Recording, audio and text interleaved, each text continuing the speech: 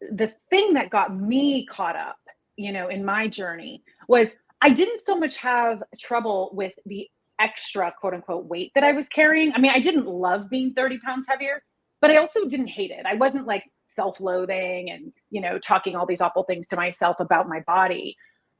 But what I really had a problem with were my eating behaviors, how much I thought about food, how much I worried about what I had eaten, what I should eat, what I shouldn't eat. Am I going to get too hungry? Am I going to be too stuck? I spent 75% of my mental real estate thinking about food. And Wow. not just thinking about it because I'm like, oh, I love food. It was like worried about food, anxious about food, regretful, guilt, all of those emotions that come with having a troubled relationship with food.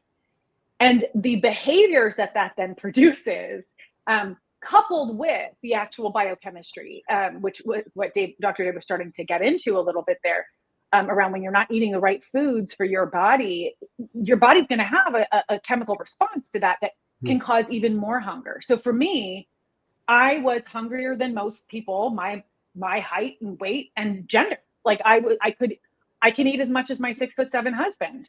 That's not normal, right? That's not right. There was something wrong there. And especially when I would compare to my sister and I, born in the same house, same parents, but yet we were so different in our eating behaviors. She could just like eat a plate of pasta and be done. And I would be fixated on eating another and another and another. So I knew that my behaviors, there was something off.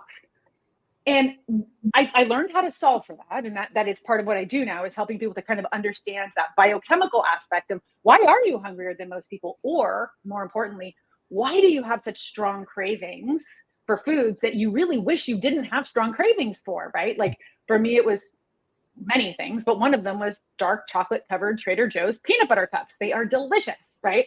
And I couldn't resist them. And feeling like food had power over me was very troubling.